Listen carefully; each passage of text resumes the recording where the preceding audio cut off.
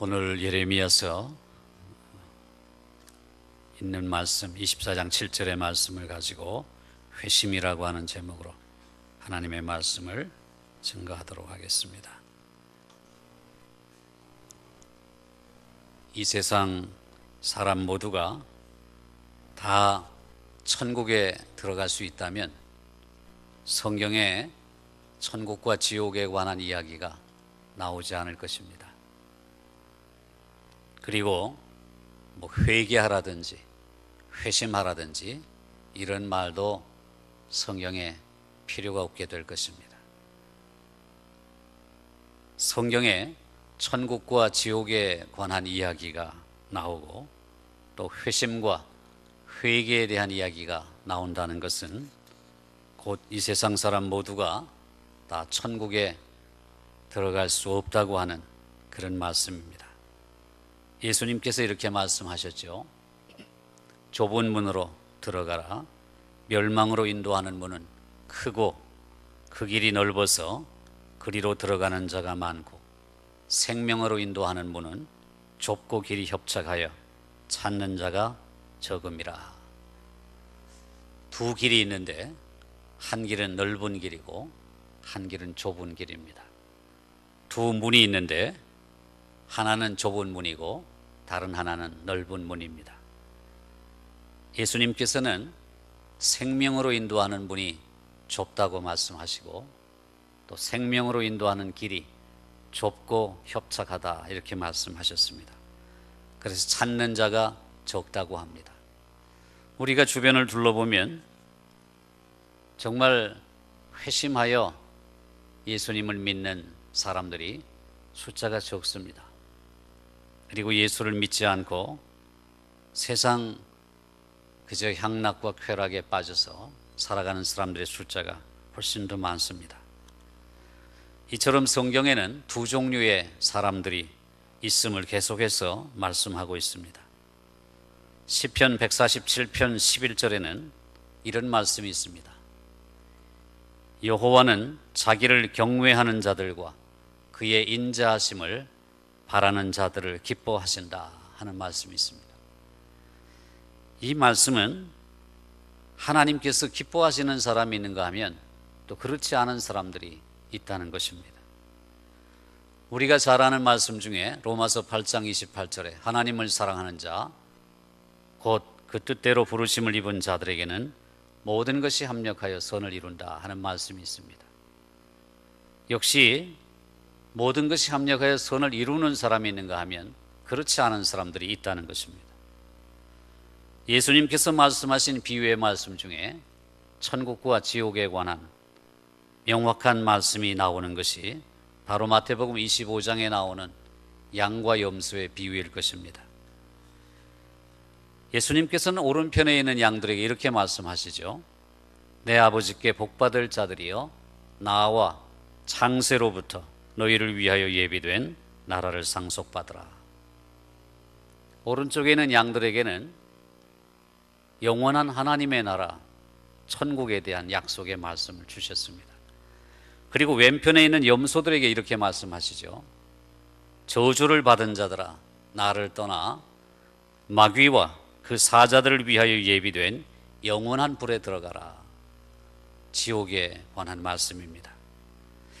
이처럼 누구보다도 예수님은 이 세상 모든 사람들이 마지막 심판의 날에 두 줄로 서게 된다 하는 것을 명확하게 가르쳐주고 계십니다. 그런가 하면 누가복음 16장에 나오는 부자와 나사로의 비유를 통해서 더더욱 우리는 천국과 지옥의 존재를 분명하게 깨달을 수 있습니다. 한 부자는 자색 옷과 고운 베옷을 입고 날마다 호화롭게 즐기며 살았다 그렇게 말합니다. 또 나사로라 하고 하는 이름을 가진 거지는 헌데투성이로 그 부자의 대문 앞에 버려진 채 부자의 상에서 떨어지는 그 찌끄러기를 가지고 부스러기를 가지고 먹고 살았습니다. 그것마저도 개들이 와서 빼앗아 먹어버리고 몸에 난 헌데를 혀로 핥아주었다고 말합니다. 그렇게 살던 거지 나사로가 먼저 죽어서 천사들에게 받들려 천국에 있는 아브라함의 품에 안기게 되었습니다. 그런데 그 부자도 얼마 되지 않아서 곧 따라 죽었는데, 그 부자는 나사로가 가 있는 천국에 간 것이 아니라 지옥에 떨어지게 됐다고 합니다. 지옥에서 그 부자가 눈을 들어보니까 저 멀리 천국에 있는 나사로가 보였습니다. 부자는 지옥불에서 너무나 고통스러워서 나사로를 안고 있는 아브라함에게 이렇게 요청합니다. 아브라함이여, 나를 불쌍히 여기사 당신 품에 있는 나사로를 내게로 보내서 그 손가락 끝에 물을 찍어 내 혀를 서늘하게 하소서. 그러자 아브라함이 이렇게 대답합니다. 너는 살았을 때에 좋은 것을 받았고 나사로는 고난을 받았으니 나사로는 여기서 위로를 받고 너는 거기서 괴로움을 받느니라. 그리고 너와 우리 사이에 큰 구렁텅이가 있어서 서로 오갈 수가 없구나, 이렇게 말씀합니다. 그러자 부자가 다시 요청합니다. 그러면 한 가지 부탁이 있습니다. 나사로를 내 아버지 집에 보내어서 내 형제 5에게 천국과 지옥에 대해서 증언하여 저 세상에 살고 있는 내 형제 5명은 이 지옥에 오지 않게 해주십시오, 이렇게 말합니다. 그래서 아브라함이 다시 대답합니다. 그들에게는 교회와 주의 종들이 있지 않느냐, 그들에게 들으면 된다, 이렇게 말씀하십니다. 그러자 부자가 다시 애원합니다. 물론 맞는 말씀입니다마는 그래도 죽은 자가 그들에게 가서 증언하면 분명히 그들도 회개하게 될 것입니다. 그러자 아브라함이 다시 대답합니다. 저 세상에 있는 교회와 성도들과 주의 종들에게 복음을 듣지 아니하면 설령 죽은 자가 살아나는 일이 있다 할지라도 듣지 않을 것이다, 이렇게 말씀합니다. 예수님의 이 비유의 말씀은 우리에게 무엇을 말해주고 있습니까? 천국과 지옥의 존재가 분명히 있다는 것이죠. 그리고 한 번 영원한 운명이 정해지면 그것으로 끝이라는 것입니다. 운명이 뒤바뀔 리는 없다는 것입니다. 그리고 모든 사람에게는 살아생전에 이 세상에 살아있는 동안 선택의 기회가 주어진다는 것입니다. 내가 천국을 선택할 것인지 지옥을 선택할 것인지, 그리고 그것을 위해서 이 세상에 교회를 세우셨고 성도들을 주셨고 또 주의 말씀을 전하는 복음 전도자들을 주셨다는 것입니다. 지금 여기에 계신 분들 중에 사랑하는 가족 중에 또 아는 친구나 친지 중에 아직까지 믿지 않는 자들이 있을 것입니다. 이대로 살다가 우리는 천국에 갔는데 사랑하는 가족 중에 지옥불에 들어가는 자가 있다면 얼마나 그 마음이 괴롭겠습니까? 그래서 우리는 때를 얻든지 못 얻든지 그들에게 복음을 전해야 되는 것입니다. 이렇게 이 세상에는 두 종류의 사람들이 있습니다. 그들의 영원한 운명이 천국과 지옥으로 나누어질 사람들 말입니다. 그렇다면 무엇이 이 두 종류의 사람들의 영원한 운명을 갈라놓을까요? 그 차이가 무엇일까요? 그것을 가리켜서 성경은 회심이라고 말합니다. 회심이라는 것은 마음을 바꾸어서 돌이키는 것을 말합니다. 오늘 읽어드린 말씀이 바로 회심에 관한 말씀입니다. 내가 여호와인 줄 아는 마음을 그들에게 주어서 그들이 전심으로 내게 돌아오게 하리니 그들은 내 백성이 되겠고 나는 그들의 하나님이 되리라. 하나님께서는 하나님을 아는 마음을 주셔서 우리가 전심으로 하나님께로 돌아가서 하나님의 백성이 되게 하시고 하나님은 우리의 하나님이 되어주시겠다고 말씀하신 것입니다. 이것이 바로 회심입니다. 우리 주변에 보면은 우리를 포함해서 예수를 믿는다는 사람들이 많습니다. 그리고 교회를 다닌다는 사람도 많습니다. 그러면서도 하고 싶은 대로 다 행하는 사람들 말입니다. 거리의 주정뱅이도 예수를 믿는다고 합니다. 결혼하지도 않고 동거하는 사람도 예수를 믿는다고 합니다. 동성애자도 예수를 믿는다고 합니다. 지난 40년 동안, 50년 동안 한 번도 예배다운 예배를 드려본 적이 없는 사람도 예수를 믿는다고 합니다. 온갖 미지근한 신앙을 갖고서 주님보다 세상을 더 사랑하는 사람들도 예수를 믿는다고 합니다. 이 세상은 회심을 경험하지 않고도 예수님을 믿는다고 고백하는 사람들로 차고 넘칩니다. 특히 교회 안에요. 이런 사람들은 솔직하게 이야기하자면 지옥 가는 것은 싫지만 그렇다고 해서 예수님과 동행하는 것도 좋아하지 않습니다. 적정하게 선을 그어놓고 살아가는 거죠. 타협하면서요. 예수님께서는 천국에 대한 비유의 말씀으로 이렇게 말씀하신 적이 있습니다. 마태복음 13장에 있는 말씀이죠.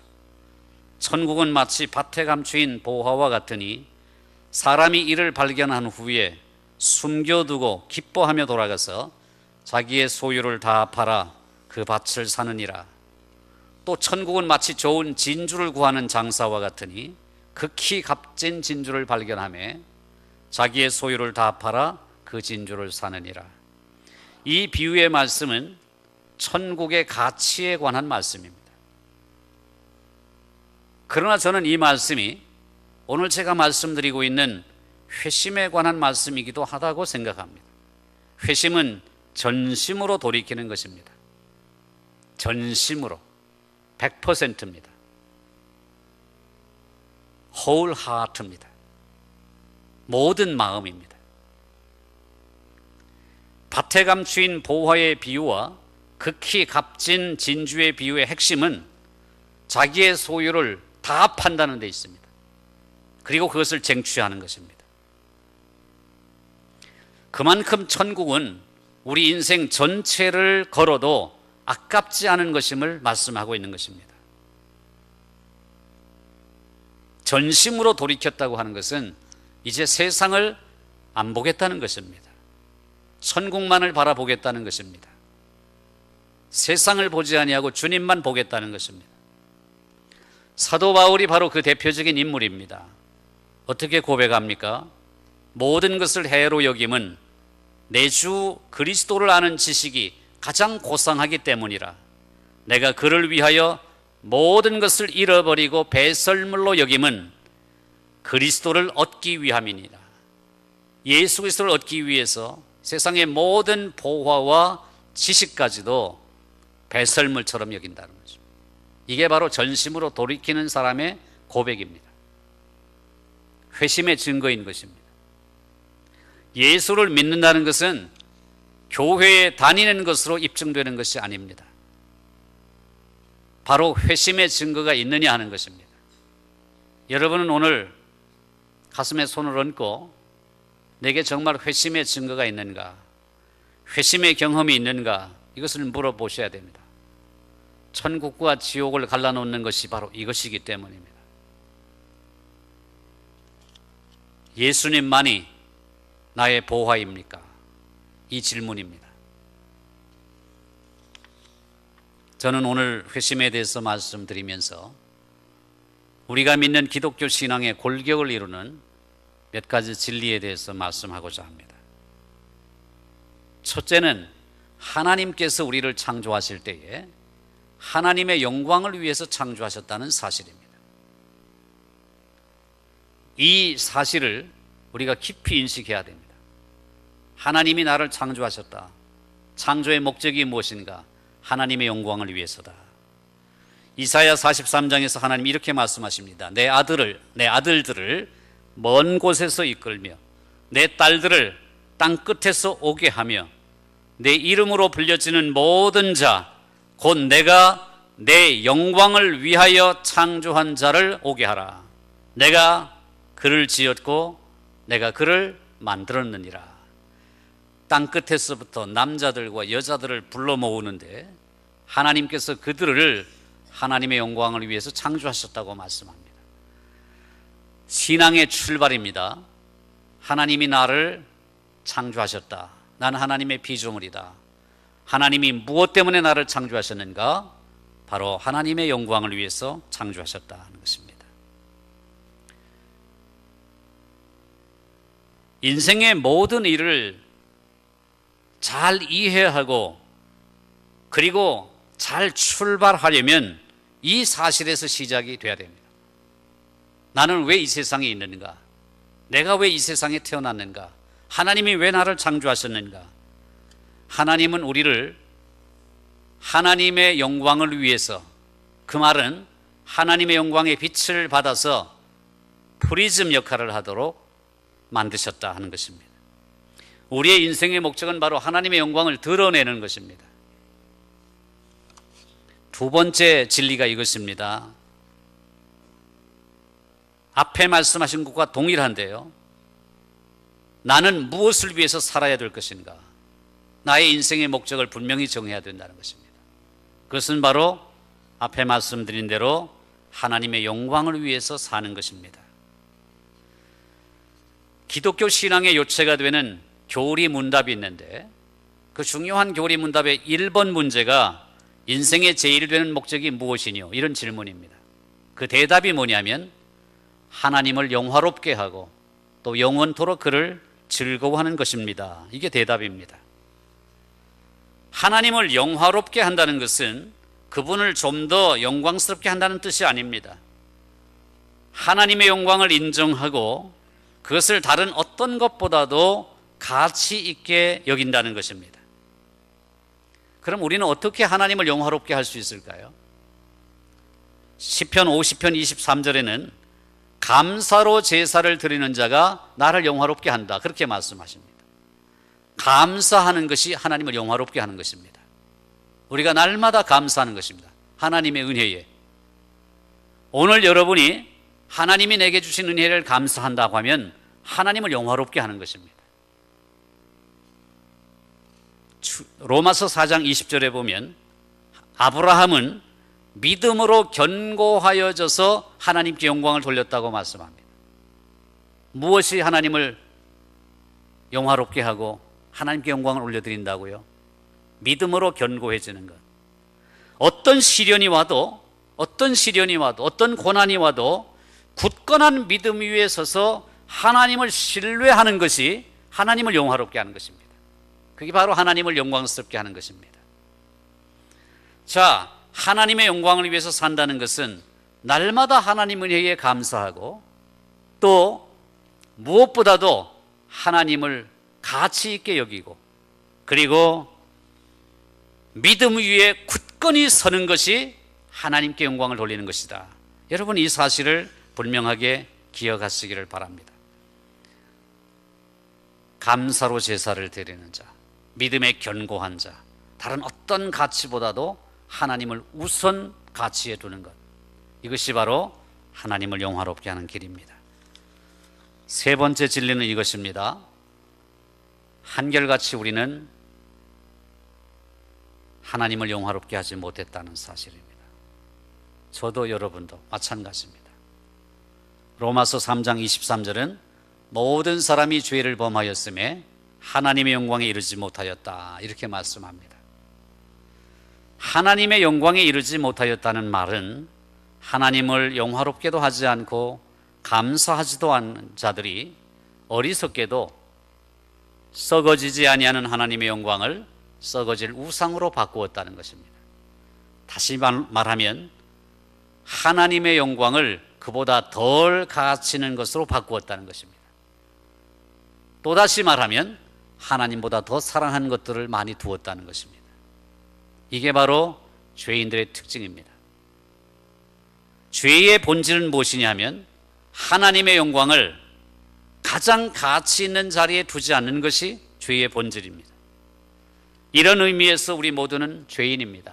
그래서 로마서 3장 10절은 모든 사람이 죄를 범하여서 의인은 없나니 하나도 없다고 말합니다. 이 세상에 말이죠.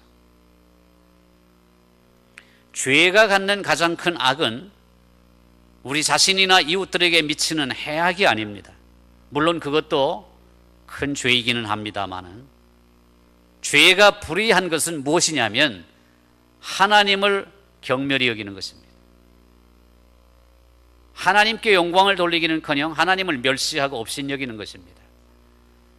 다윗이 밧세바와 간음을 하고 밧세바의 남편 우리아까지 죽였을 때 하나님께서는 나단 선지자를 보내어서 이렇게 말씀하셨습니다.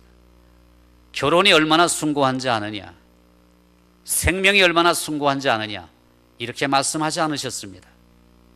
하나님은 범죄한 다윗에게 네가 나를 업신여겼다, 그렇게 말합니다. 밧세바와 간음한 사건, 밧세바의 아내를 전쟁터에 보내서 죽게 한 사건은 결혼의 신성한 언약을 어겼다든지 생명의 소중함을 해했다든지 이런 말씀으로 책망한 것이 아니라 네가 나를 업신여겼다. 그게 다윗의 죄입니다. 하나님을 업신여기는 것입니다. 우리는 죄 짓기를 선택하는 존재가 아니라 본질상 죄 덩어리입니다. 이 죄의 문제를 해결하지 않으면 죄의 싹은 사망이기 때문에 우리는 영원한 하나님의 진노 아래 있을 수밖에 없습니다. 그래서 로마서 6장 23절은 죄의 싹은 사망이라 이렇게 말씀합니다. 데살로니가 후서 1장 9절은 죄인들은 주의 얼굴과 그의 힘의 영광을 떠나 영원한 멸망의 형벌을 받을 것이라고 말씀합니다. 하나님을 업신여긴 죄, 하나님의 영광을 썩어질 것으로 바꾼 죄, 이 모든 것이 바로 영원한 지옥 형벌을 받아 마땅한 죄라는 것입니다. 지옥이란 말은 신약 성경에 12번 등장을 합니다. 그 중에 11번이 예수님께서 직접 하신 말씀 가운데 나옵니다. 무슨 말씀이냐 하면 예수님께서 직접 하신 말씀이란 말이에요. 지옥이란 말이에요. 사실이란 것이죠. 천국과 지옥은 찬바람이 쌩쌩 나는 성난 설교자가 외쳐대는 그런 미신이 아닙니다. 만들어진 그저 가상의 존재가 아닙니다. 지옥은 실제 하는 것입니다.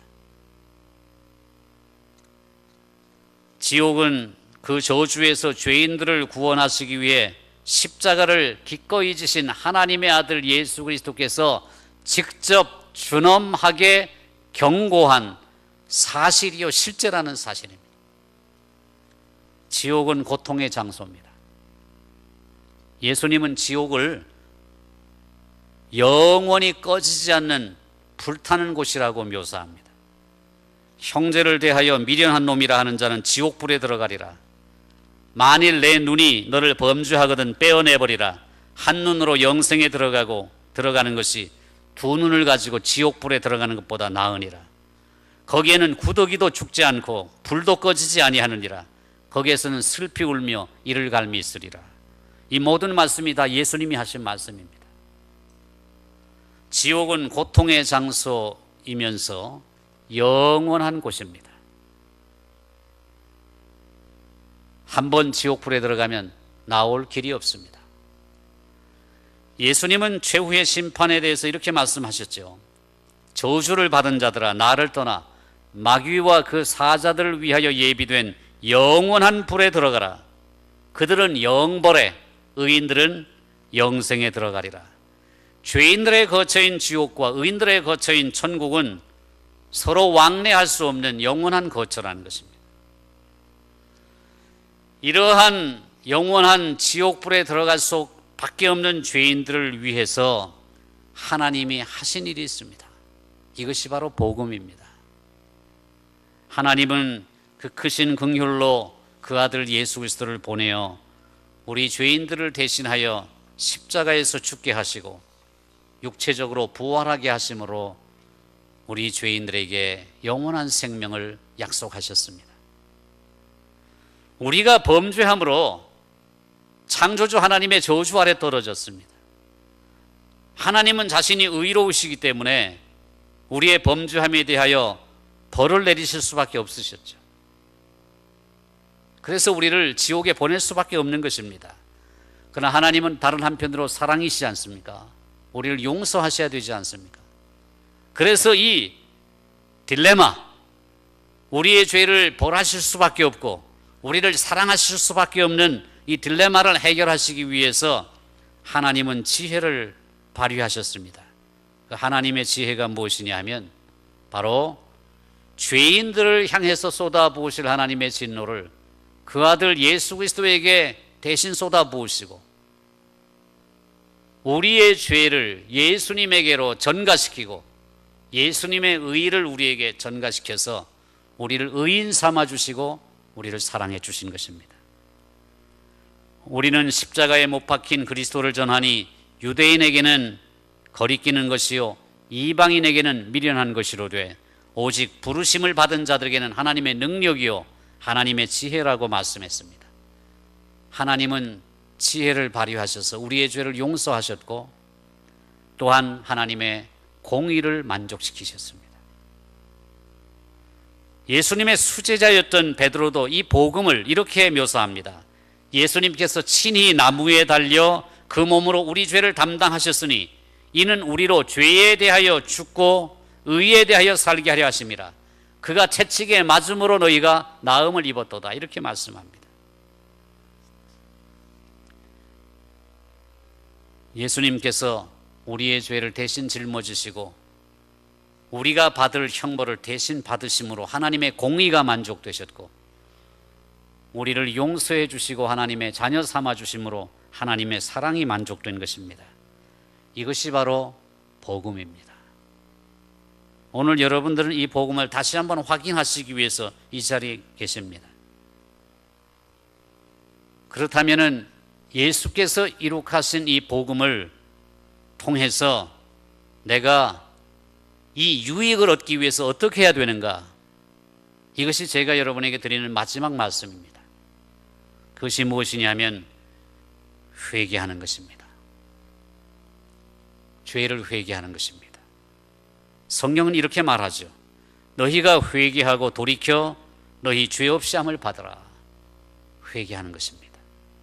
그리고 예수님을 믿기로 결단하는 것입니다.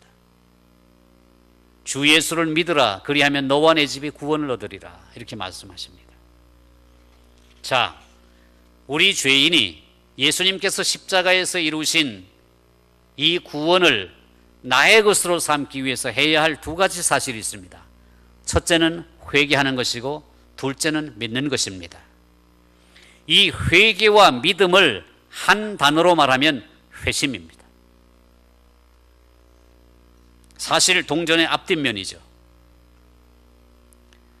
우리를 구원하는 믿음은 그리스도 안에서의 참된 마음의 변화를 수반하는 것입니다.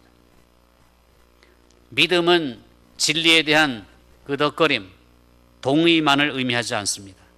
왜냐하면 사탄도 진리를 압니다. 무엇이 참이고 무엇인지 거짓인지 사탄도 압니다. 참된 믿음에는 회개가 따라야 되는 것입니다. 여러분, 나는 죄인입니다라고 회개해 보신 적이 있습니까? 가슴을 치면서 말이죠. 눈물 콧물을 흘리면서 하나님, 제가 죄인입니다. 이 죄로 말미암아 지옥 형벌을 받을 수밖에 없는 죄인입니다. 가슴을 친 적이 있습니까? 참된 믿음에는 회개가 따릅니다. 다시 말하면 회심한 사람들만이 그리스도의 십자가의 희생을 통해서 얻은 유익을 누리게 된다는 것입니다.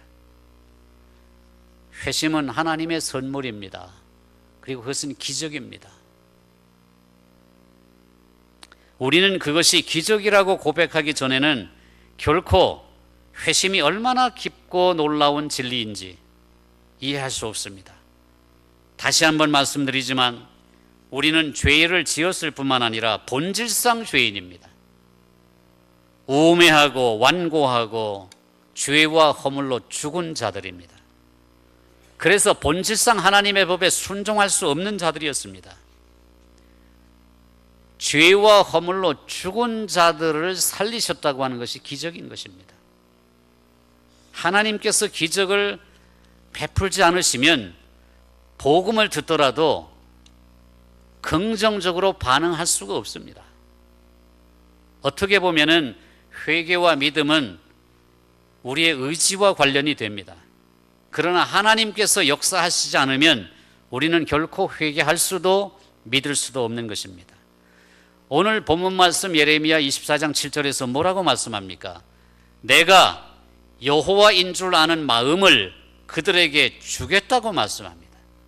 하나님이 주도권을 갖고 계십니다. 제가 이 설교를 준비하면서 오늘 이 아침에 여러분들에게 하나님께서 여러분의 마음을 주장하셔서 하나님이 바로 나의 하나님이다라고 하는 그 마음을 여러분에게 주시기를 간구했습니다. 하나님이 주셔야 되는 것입니다. 하나님이 나를 창조하신 그 하나님이 정말 나의 하나님이구나라고 마음으로 알게 되는 것이 하나님의 선물입니다. 그것이 바로 기적의 역사입니다. 그렇게 될 때에 전심으로 하나님 앞에 돌이키게 됩니다. 에스겔 선지자도 이렇게 말씀하죠. 내가 그들에게 한 마음을 주고 그 속에 새 영을 주며 그 몸에서 돌 같은 마음을 제거하고 살처럼 부드러운 마음을 주어서 내 율례를 따르며 규례를 지켜 행하게 하리니 그들은 내 백성이 되고 나는 그들의 하나님이 되리라. 오늘 본문 말씀하고 같은 말씀입니다. 19세기 프랑스의 유명한 조각가인 로댕의 작품 중에 생각하는 사람이 있습니다. 한 남자가 턱에 손을 괴고 있는 이런 모습이죠. 그 조각상에는 지옥문 앞에라고 하는 부제가 붙어 있습니다. 우리도 사실 머리를 숙이고 손을 턱에 이렇게 괴고 조용히 그리고 겸손하게 생각해 보아야 합니다. 정말 지옥이 있단 말인가? 어떻게 해야 지옥에 가지 않을 수 있을까? 회개하고 예수님을 믿으면 지옥에 가지 않는다는데 정말일까?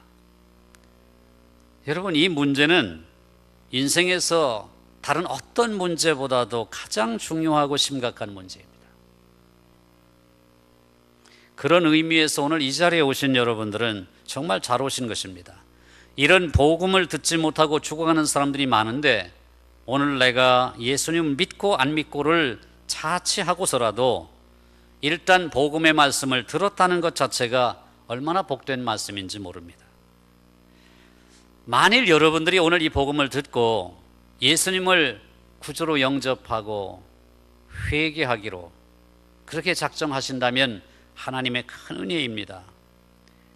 그러나 거절하신다고 하면은 언제 또다시 하나님의 앞으로 부름을 받을는지 기약할 수가 없습니다.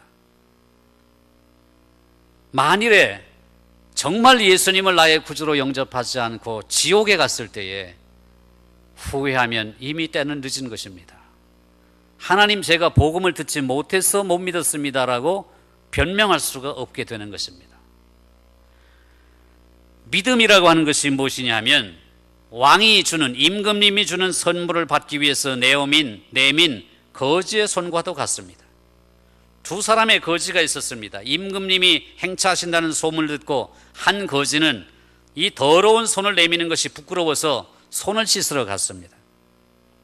그러나 한 거지는 손 씻으러 간 사이에 임금님이 지나가실까 봐 더러운 손을 그대로 가지고 자리를 지키고 있었습니다. 아니나 다를까 한 거지가 손을 씻으러 간 사이에 임금님이 오셨습니다.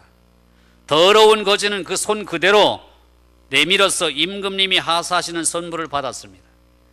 그러나 손 씻으러 간 거지는 돌아와 보니 그만 임금님이 지나가 버렸습니다. 그때나 지금이나 우리는 임금님께 선물을 받을 자격이 없습니다. 죄가 많아서 나는 예수님을 믿지 못하겠다고 생각하시는 분이 계십니다. 그러나 그것은 잘못 알고 계시는 것입니다. 예수님은 의인을 부르러 오신 것이 아니라 죄인을 불러 회개시키기 위해서 오셨다고 말씀하셨거든요. 그러므로 우리는 우리의 죄인된 이 모습 그대로 임금 되시는 하나님의 선물을 받으시면 됩니다. 믿음이란 그저 하나님 앞에 내가 죄인임을 고백하고 손을 내밀기만 하면 되는 것입니다. 임금 되시는 하나님은 우리의 손이 더럽든 깨끗하든 상관없이 선물을 주시기를 기뻐하십니다. 그러므로 이 구원과 영생의 문제는 뒤로 미룰 문제가 아닙니다. 바로 지금이 구원의 날이요, 바로 오늘이 은혜의 날인 것입니다. 주님은 지금 우리 마음 문 밖에 서서 문을 두드리십니다. 볼지어다 내가 문 밖에 서서 두드리노니 누구든지 내 음성을 듣고 문을 열면 내가 그에게로 들어가 그로 더불어 먹고 그는 나로 더불어 먹으리라. 그렇습니다. 예수님께서 마음 문을 열라고 두드리실 때에 마음 문을 열고 예수님을 나의 구주로 영접하면 되는 것입니다.